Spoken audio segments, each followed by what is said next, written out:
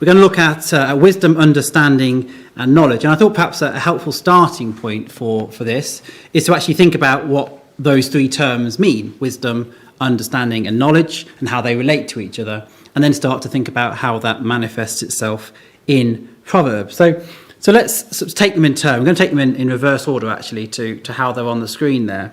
So let's start by thinking about knowledge and what knowledge is. Here, one definition would be that knowledge is the acquisition of information, facts and data about a particular subject. It involves the gathering and processing of information through study, observation and experience.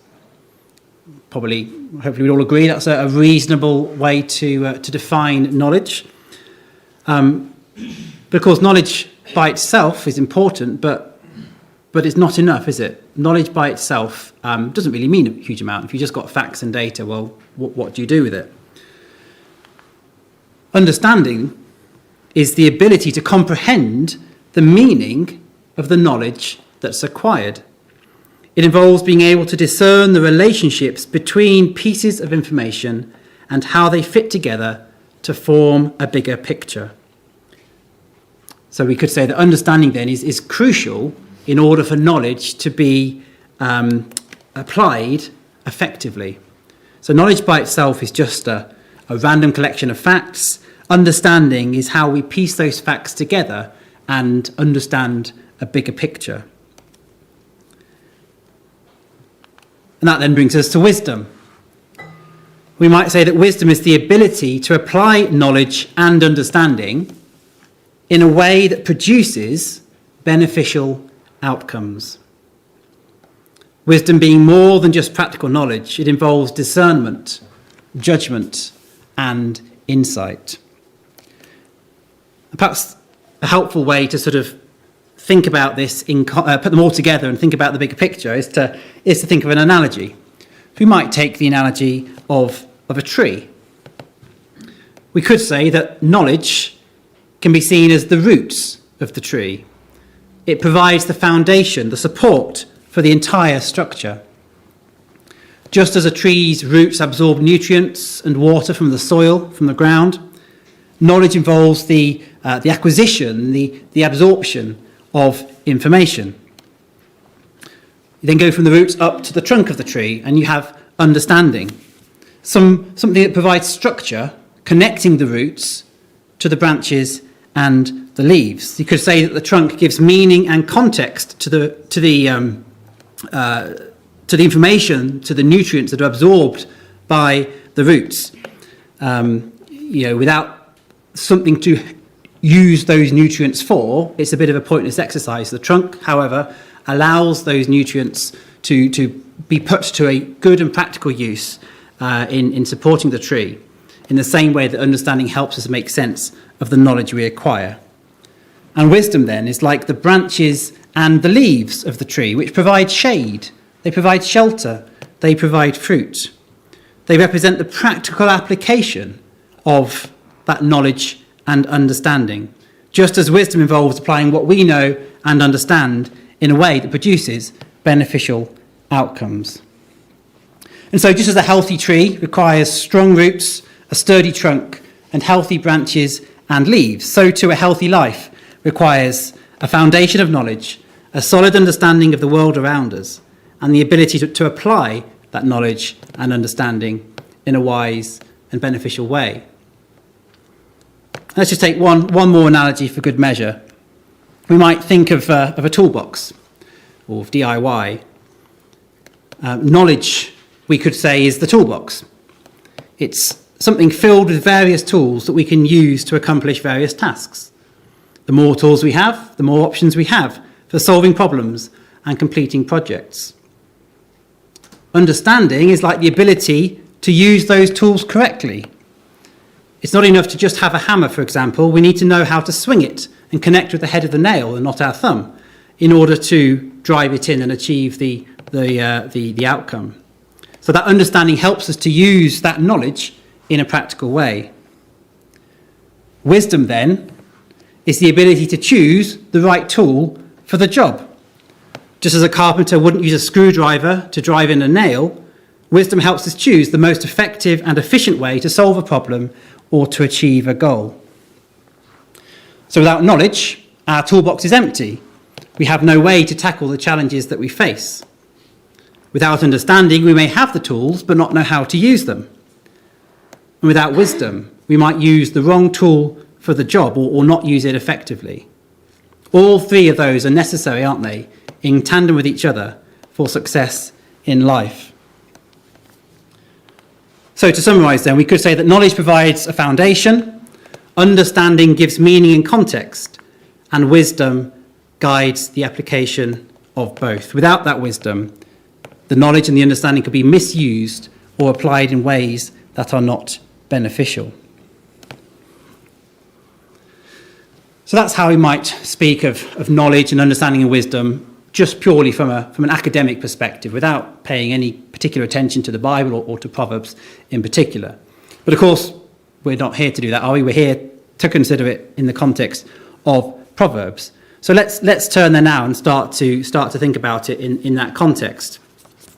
Now, to begin with, Proverbs highlights very clearly for us that God is a source of all three of these attributes. Proverbs 2 and verse 6. For the Lord giveth wisdom, out of his mouth cometh knowledge and understanding. There we go, plain and simple, really clear, and not a surprise, of course, to any of us, that the Lord gives wisdom and out of his mouth comes knowledge and understanding. If we turn over to chapter 3 and verse 19, we get a picture of how the Almighty Creator, of what we might expect from wisdom and understanding and knowledge in the hands of the mighty Creator. Chapter 3 and verse 19, the Lord by wisdom hath founded the earth, by understanding hath he established the heavens. By his knowledge the depths are broken up, and the clouds drop down the dew. So it should come as no surprise, of course, that God is able to achieve amazing things with his wisdom, with his understanding, and with his knowledge. And if we go on a few pages, I have to say in advance, we're going to be flipping around quite a bit in Proverbs. It's hard to look at themes in Proverbs without doing so. So apologies for that. But if we flip forward to Proverbs chapter 8, we just get an expansion really on just how tightly bound up God's wisdom is with his works. And it has been that way since the dawn of time, of course. Proverbs chapter 8 and verse 22. The Lord possessed me in the beginning of his way, before his works of old. I was set up from everlasting, from the beginning, or ever the earth was. We should say, by the way, this is the voice of wisdom speaking, isn't it? So this is wisdom speaking. The Lord possessed me in the beginning of his way, before his works of old. I was set up from everlasting, from the beginning, or ever the earth was. When there was no depths, I was brought forth.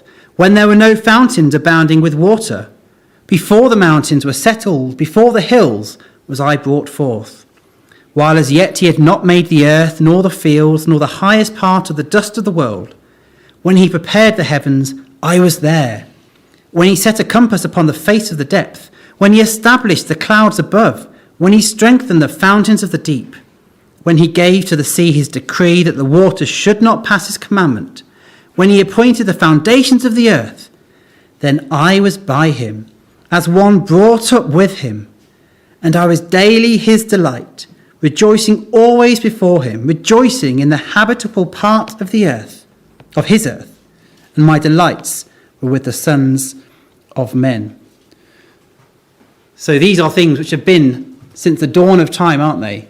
Attributes of God that predate all of the creation that we have around us. Right from the beginning, God's wisdom and his understanding and knowledge were there, playing a part in the works he undertook.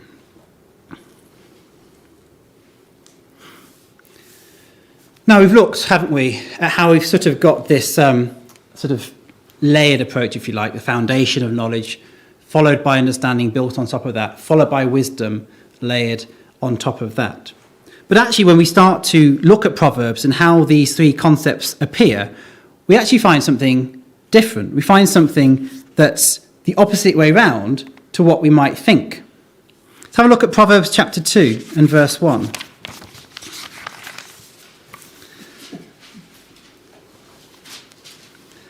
My son, if thou wilt receive my words and hide my commandments with thee, so that thou incline thine ear unto wisdom and apply thine heart to understanding, yea, if thou criest after knowledge and liftest up thy voice for understanding, if thou seekest her as silver and searchest for her as for hid treasures, then shalt thou understand the fear of the Lord and find the knowledge of God.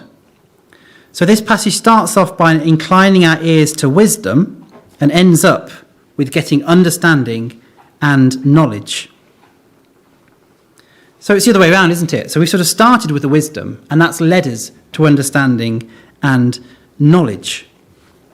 And to save you turning up, I'll just read it. Proverbs 18 and verse 15 says, "The heart of the prudent getteth knowledge, the ear of the wise seeketh knowledge." So again, the wise seeks knowledge. Wisdom is already there. The knowledge and the understanding comes afterwards.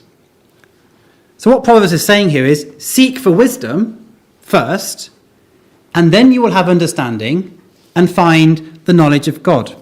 It's the other way around, isn't it? So this is what we started off with, and this is how Proverbs is now presenting it. And so perhaps this is telling us right at the start, it's clear that the wisdom Proverbs is talking about, it's not regular wisdom, is it? It doesn't play by the normal rules. It's something quite different. And it's notable when we find these words interchangeably throughout the book, because I'm sure we expect, and we not can't look at every single instance of it, but as we do look through, it's notable how of the three concepts, wisdom is always the most prominent. So we just saw that in the passage we looked at in verse 6 of chapter 2, which we looked at earlier on. The Lord gives wisdom; out of his mouth comes knowledge and understanding. And we had it again, didn't we, in chapter 3, when we were talking about the Lord by wisdom founded the earth, by understanding he has established the heavens, by his knowledge the depths are breaking up. And in fact, right from the beginning of the book, the chapter we've read together, going in at the beginning, the Proverbs of Solomon, son of David, king of Israel, to know wisdom and instruction, to receive the words of understanding, to receive the instruction of wisdom, justice and judgment and equity, to give subtlety to the simple, to the young man, knowledge and discretion. So wisdom is featuring first. It's more prominent in these passages, isn't it? It's not the last thing, it's the first thing. So we could say then that godly wisdom requires us to unlearn everything that we naturally know and understand about life and the world, and approach it from a new perspective. Those tools in the toolbox that we thought we needed and knew how to use, well, actually, they need swapping out for new tools. How we go about this is something that comes over time, through deepening our understanding of God's word and extracting his knowledge. So as we say, these three concepts, they are linked together quite a bit, and as we progress through the rest of our remarks, we'll find them lumped together sometimes, and sometimes we only see reference to one and not all of them. But it's important as we go to appreciate this distinction and the order of precedence each time. Wisdom is essentially a proxy for all three of them. If we have godly wisdom, then seeking understanding and knowledge will automatically follow.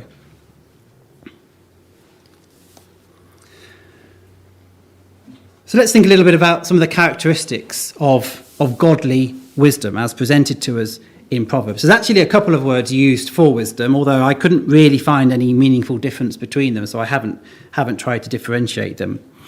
And it's presented, isn't it, as something more precious than anything that life might have to offer. Let's go back to chapter 3. We've read a couple of verses from there already. This is a very familiar passage from verse 13.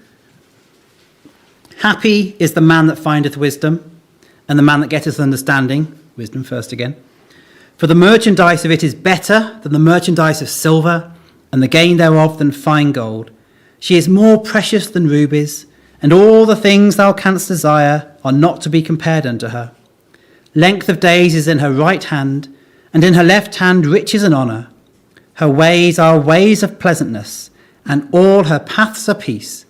She is a tree of life to them that lay hold upon her, and happy is every one that retaineth her. Those words really speak for themselves, don't they? They need no explanation that wisdom, godly wisdom, is more precious than the greatest riches this world might offer. No amount of knowledge or understanding of the things of this world is anything to compare with the wisdom of God. If we go on to Proverbs chapter 4 and read from verse 5, get wisdom, get understanding, wisdom first again, forget it not, neither decline from the words of my mouth, forsake her not, and she shall preserve thee. Love her, and she shall keep thee. Wisdom is the principal thing. Therefore get wisdom, and with all thy getting get understanding. Exalt her, and she shall promote thee. She shall bring thee to honour when thou dost embrace her. She shall give to thine head an ornament of grace. A crown of glory shall she deliver to thee. So wisdom not only is of great value itself, but it causes valuable things to happen to us. It facilitates protection and preservation, honour, grace, and blessings. These are just some of the many benefits that getting wisdom brings to us.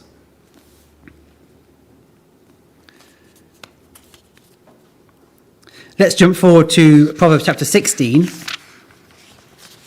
where we get some practical implications for our behaviour. Proverbs 16 and verse 20.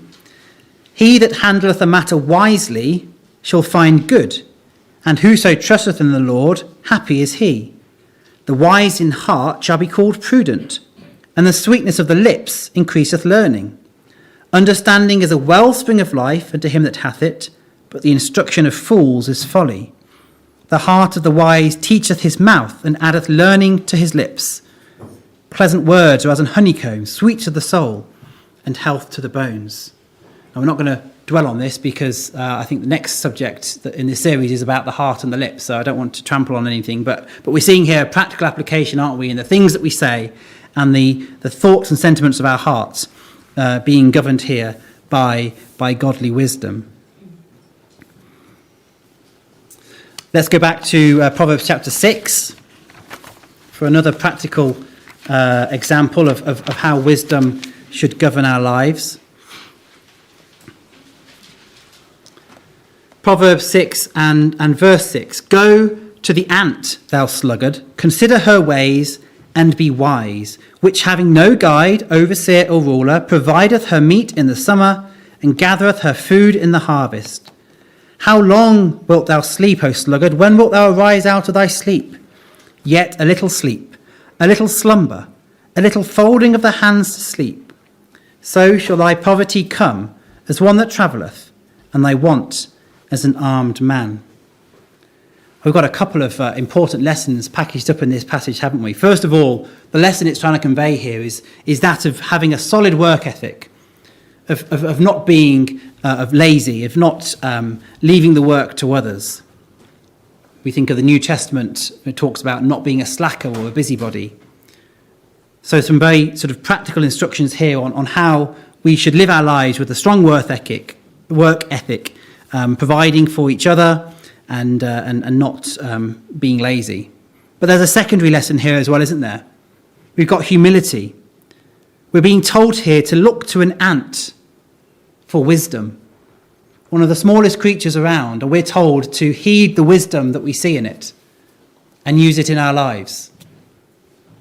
When we think about the way that the scribes and the Pharisees bristled at, what they heard Jesus and the apostles talk about, how much more when being told to follow the example of an ant might it be so easy to turn our noses up and consider ourselves beneath the instruction of an ant.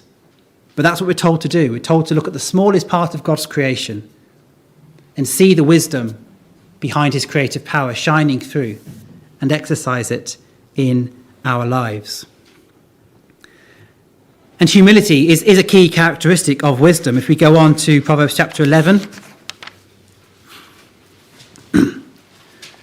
And verse 2, when pride cometh, then cometh shame, but with the lowly is wisdom. So here, the association of humility, of lowliness with wisdom in contrast to pride. And there are other verses that say similar things. We can't stop to look at all of them.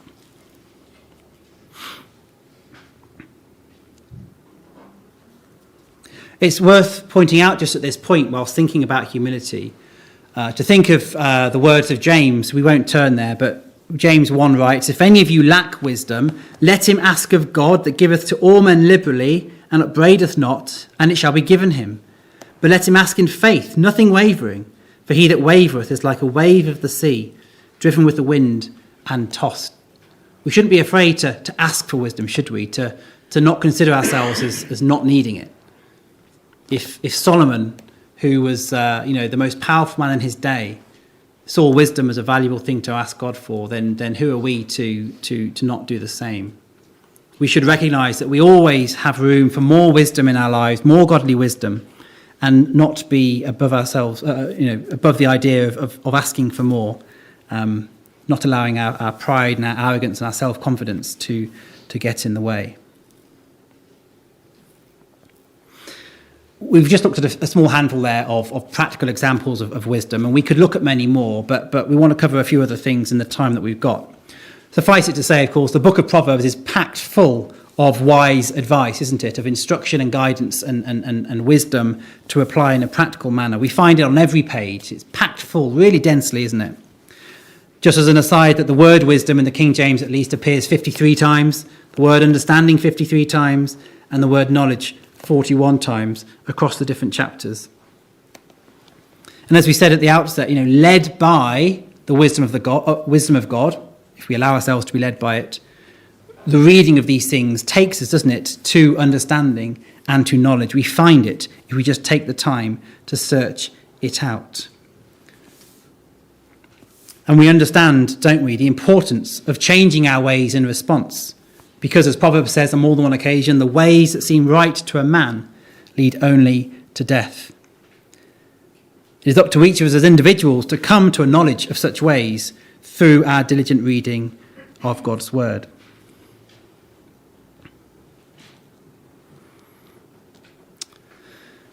So one of the things that Proverbs does in relation to wisdom, and again, I'm sure this is nothing new, is it uses personification.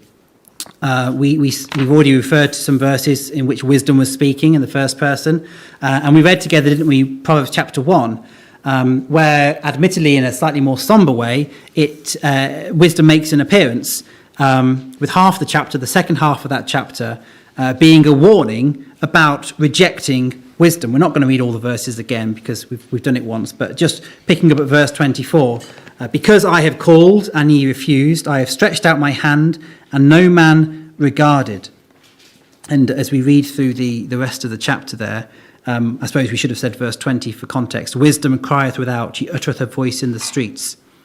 So these are the words of wisdom. But they're quite somber words, aren't they? Because it's warning about rejecting God and rejecting godly wisdom.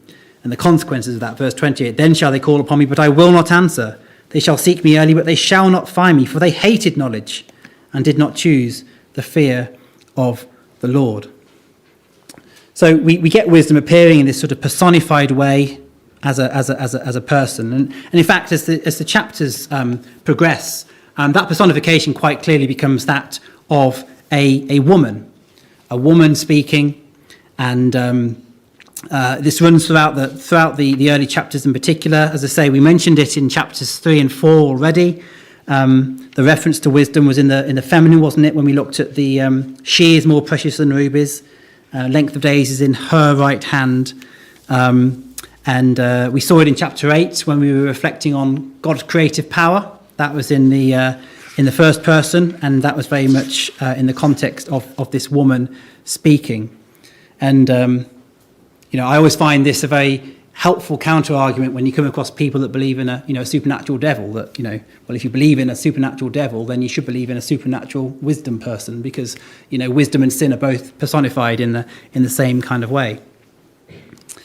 But of course, wisdom's not the only woman to appear in Proverbs, is she? She's positioned alongside another woman, a strange one. Proverbs chapter 2 and verse 10.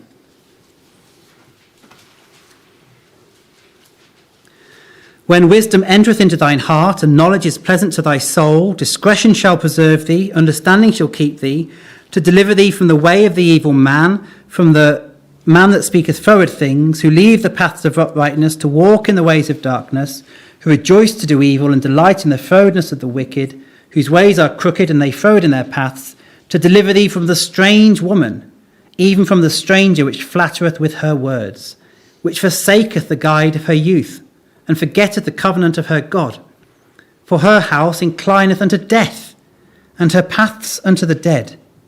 None that go into her return again, neither take they hold of the paths of life.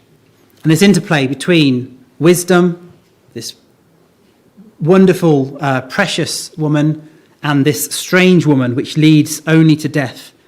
This interplay continues, doesn't it, throughout the chapters, in particular chapters 7 and 8. And they both involve a call, seeking the hearer, calling out to the hearer. We've seen a couple of references to that call already.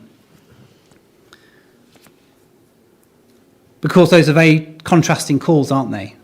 The strange woman entices the hearer to death, to undertake her foolish ways, which lead only to death. Whereas wisdom, and the subsequent understanding that comes with that, offers the protection that we saw earlier. And this brings us, doesn't it, to another dominant theme of Proverbs in many different ways, but particularly when it comes to wisdom. It's a book of contrast, isn't it? It doesn't just talk about a thing, it talks about the opposite of that thing as well. And it's full, isn't it, towards the later chapters of I think the heading at the top of my Bible, moral virtues and their contrary vices, the two opposites that we're told, verse after verse. And it's no exception when it comes to wisdom here.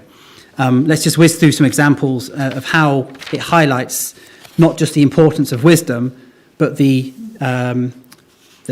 problem of foolishness, which is the very opposite. Proverbs 10 and verse 8.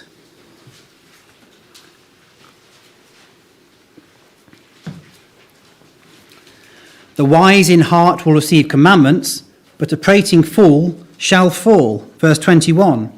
The lips of the righteous feed many, but fools die for want of wisdom. Chapter 12 and verse 15. The way of a fool is right in his own eyes, but he that hearkeneth unto counsel is wise. Chapter 13 and verse 20. He that walketh with wise men shall be wise, but a companion of fools shall be destroyed. Chapter 14 and verse 1. Every wise woman buildeth her house, but the foolish plucketh it down with her hands.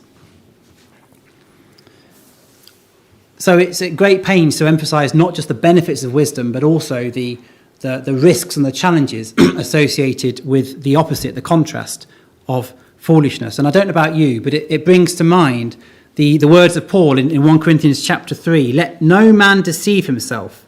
If any man among you seemeth to be wise in this world, let him become a fool, that he may be wise. For the wisdom of this world is foolishness with God. For it is written, He taketh the wise in their own craftiness. And again, the Lord knoweth the thoughts of the wise, that they are vain. Therefore let no man glory in men. So actually this contrast between wisdom and foolishness, it's actually a contrast between wisdom and wisdom, isn't it? But it's godly wisdom against earthly wisdom. The wisdom that we were thinking about at the start, that's the, what we come to after knowledge and understanding. Well, no, that earthly wisdom, that's foolishness with God. The wisdom that Proverbs is talking about here is that godly wisdom that we need to start with, that understanding and appreciation of the wisdom of God that leads on then to knowledge and understanding.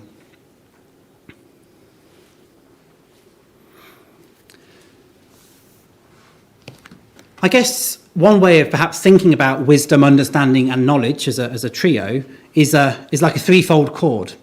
Think of the words of Ecclesiastes. A threefold cord is not quickly broken. They're tightly bound together, and they run as a thread through the book.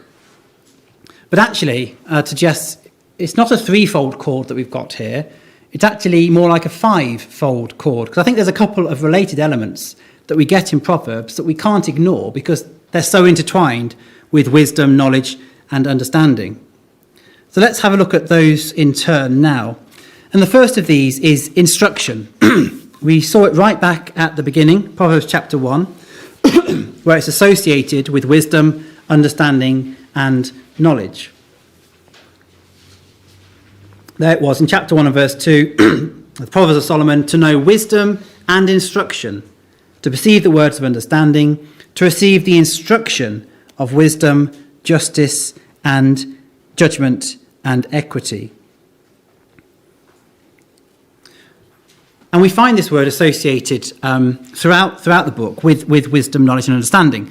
Now, it sounds in the English like teaching, but the word is actually more the idea of discipline, of correction, of something that's grueling and challenging, but for our own good. We see the word used, for example, I'll just read it, chapter 23 and verse 13, withhold not correction from the child, for if thou beatest him with a rod, he shall not die. So that kind of gives us a sense as to what this word instruction or discipline or correction is referring to. It appears 30 times throughout the book, and it casts a really important light on our topic.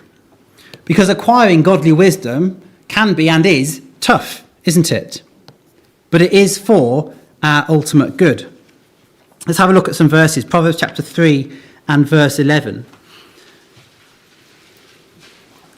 My son, despise not the chastening of the Lord, chastening, that's the word there, neither be weary of his correction, for whom the Lord loveth he correcteth, even as a father the son in whom he delighteth. Happy is the man that findeth wisdom, and the man that getteth understanding. So there we have this chastening as the precursor to the happiness that comes with wisdom and understanding. On to chapter 6 and verse 23. For the commandment is a lamp, and the law is light, and reproofs of instruction are the way of life, to keep thee from the evil woman, from the flattery of the tongue of a strange woman. Well, that's the role of wisdom, isn't it? To keep us from that strange woman. And here we're told that the reproofs of instruction are an essential part of that. And on to chapter 12 and verse 1.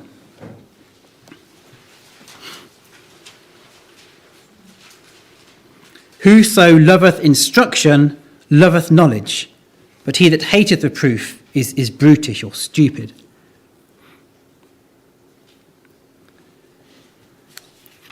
Just as with wisdom and understanding and knowledge, there are benefits that are brought through this instruction. Chapter 10 and verse 17. He is in the way of life that keepeth instruction, but he that refuseth reproof erreth. On to chapter 13 and verse 18. Poverty and shame shall be to him that refuseth instruction, but he that regardeth reproof shall be honoured. And on to chapter 15 and verse 31. The ear that heareth the reproof of life abideth among the wise. He that refuseth instruction despiseth his own soul, but he that heareth reproof getteth understanding. So there we go. We have in there, don't we, these abundant examples of the benefits of receiving and accepting and undergoing instruction, discipline, correction, and how by doing so it is the way to getting understanding and wisdom. We've already referred to a verse, haven't we, that talks about disciplining a child, and that's a feature of Proverbs that comes out a few times. And of course, as sons of God ourselves, sons and daughters of God ourselves, we can see this in the context of our own lives, can't we? As well as in the lives of our children. Just a couple of verses whilst we're in this general area. Proverbs 13, verse 24. He that spareth his rod hateth his son, but he that loveth him chasteneth him betimes. And then on to chapter 22 and verse 15.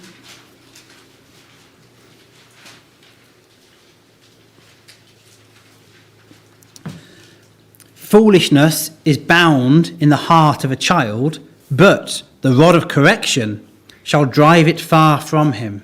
This is the key, isn't it? To getting rid of that earthly wisdom, that foolishness. It's the rod of correction that drives it out. And then Proverbs chapter 29 and verse 15. The rod and reproof give wisdom, but a child left to himself bringeth his mother to shame. So we can be under no illusion, can we, brothers and sisters, that acquiring godly wisdom, understanding and knowledge is not an easy path, and it's not always pleasant, but it's nonetheless necessary for our spiritual growth and maturity. And as one of those verses said, to reject it is quite simply stupid. That was the fourth strand of our cord, if you like. What about the fifth strand? Well, it's the fear of the Lord. It's a phrase that appears throughout the scriptures, but most frequently in the book of Proverbs. 14 times out of the 30 that it appears, it's in the book of Proverbs. And it's associated once again with each of the terms that we've been looking at. We can turn these up. I've got a few things on the screen that might help, but we can turn them up if we want to. Proverbs 1 and verse 7. The fear of the Lord is the beginning of knowledge, but fools despise wisdom and instruction. So here you've got the fear of the Lord described as the beginning of knowledge. Verse 28 of Proverbs 1, 28 to 30. Then shall they call upon me, but I will not answer. They shall seek me early, but they shall not find me. For that they hated knowledge and did not choose the fear of the Lord. They would none of my counsel. They despise all my reproof. And then again in Proverbs chapter 2, we've read these words already. My son, if thou wilt receive my words and hide my commandments with thee, so that thou incline thine ear unto wisdom and apply thine heart to understanding. If thou criest after knowledge and liftest up thy voice for understanding, if thou seekest her as silver and searchest for her as for hid treasures, then shalt thou understand the fear of the Lord and find the knowledge of God. Proverbs 9 verse 10. The fear of the Lord is the beginning of wisdom, and the knowledge of the holy is understanding. And then in Proverbs 15 and verse 33, the fear of the Lord is the instruction of wisdom, and before honour is humility.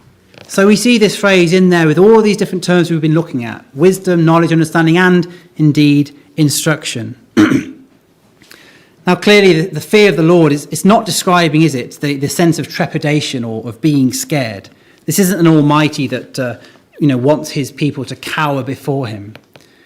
It's of course speaking of that deep reverence and respect for God, recognising his holiness, his authority, his power, as we've seen so amply demonstrated through that wisdom, knowledge and understanding that's been in place since the foundation of time.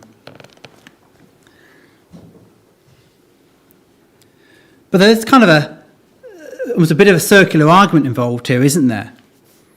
Because we find that there's the fear of the Lord is the beginning of wisdom and knowledge, but we're supposed to get wisdom and then get knowledge and then get understanding, and then we'll understand the fear of the Lord. So these concepts are almost like a circular argument. But actually that fits, doesn't it, with what we've already considered, because godly wisdom requires us to discard everything we thought we knew or understood about life and start over with a new perspective. And this isn't a one-time thing, is it? It's not something that we do once and we tick the box. It's a process of continuous learning and growing, applying that discipline and building on what we've already acquired. The more we appreciate God's wisdom, the deeper our understanding of his word becomes, the more knowledge we acquire, the greater we appreciate that fear of the Lord, and the more we realise we still have to learn. So we start all over again and continue that process.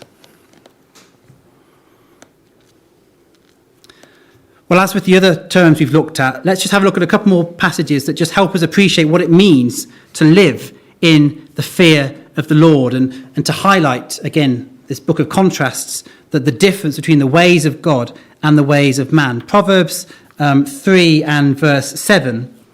Be not wise in thine own eyes, fear the Lord, and depart from evil. Proverbs 8 verse 13. The fear of the Lord is to hate evil. Pride and arrogancy in the evil way and the froward mouth do I hate.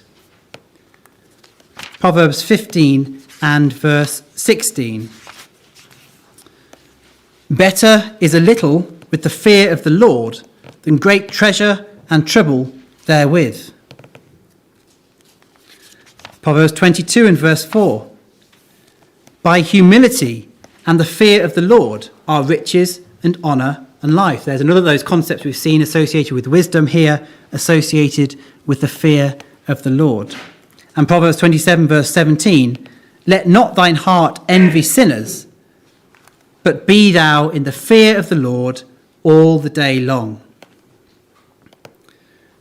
So we really get this sense, don't we? This is, again, embedded throughout this book, associated with the same ideas and concepts of the importance of fear of the Lord and of what it means to live with it in our lives.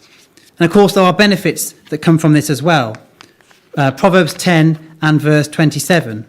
The fear of the Lord prolongeth days, but the years of the wicked shall be shortened. Proverbs 14 and verse 26. In the fear of the Lord is strong confidence, and his children shall have a place of refuge. Verse 27, the fear of the Lord is a fountain of life, to depart from the snares of death.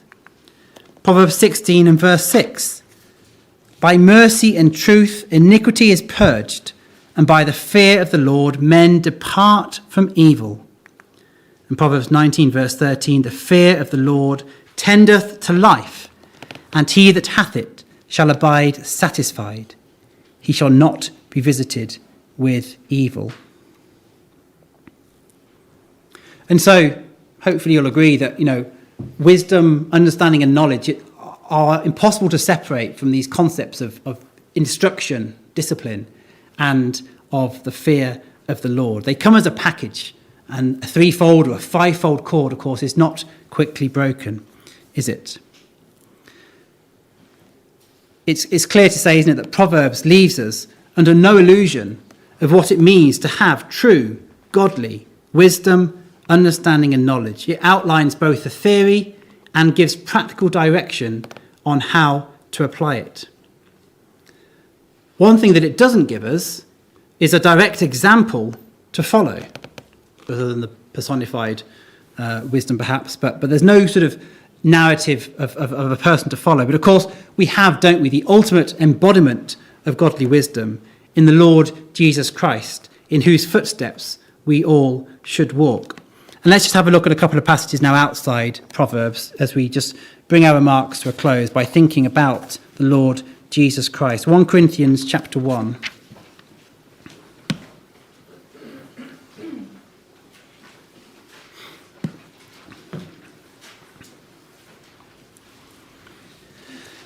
(1 Corinthians 1 and verse 22). For the Jews require a sign, and the Greeks seek after wisdom. But we preach Christ crucified, unto the Jews a stumbling block, and unto the Greeks foolishness. But unto them which are called, both Jews and Greeks, Christ the power of God and the wisdom of God. Because the foolishness of God is wiser than men, and the weakness of God is stronger than men. For ye see your calling, brethren, how that not many wise men after the flesh, not many mighty, not many noble are called. But God hath chosen the foolish things of the world to confound the wise, And God hath chosen the weak things of the world to confound the things which are mighty. We've already seen this, haven't we, earlier?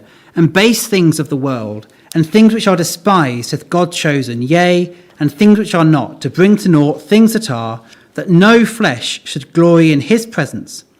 But of him are ye in Christ Jesus, who of God is made unto us wisdom and righteousness and sanctification and redemption, that according as it is written, he that glorieth, let him glory in the Lord. And on to Colossians chapter 2.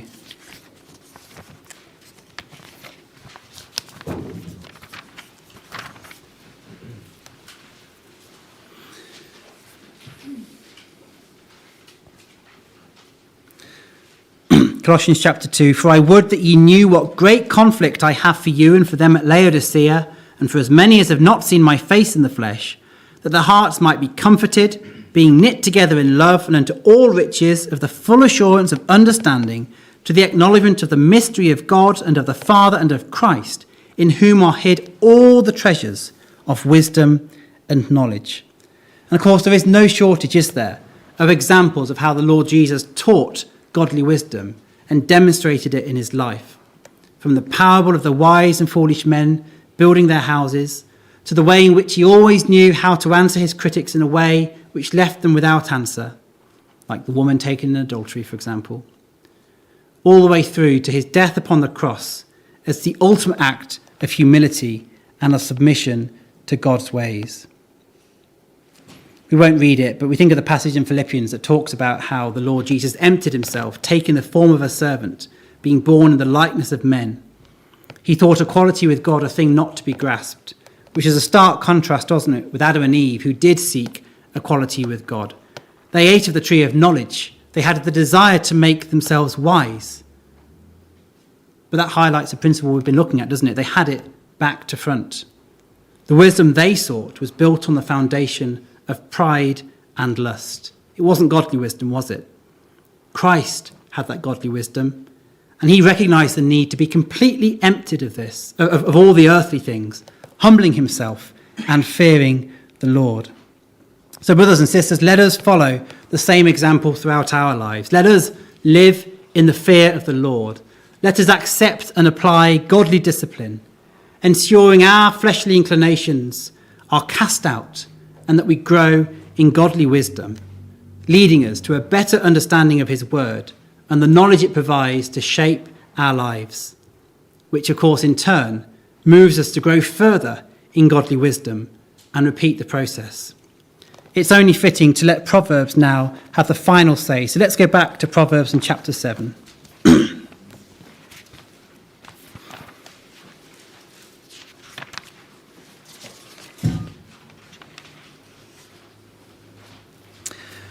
Proverbs 7, verse 1.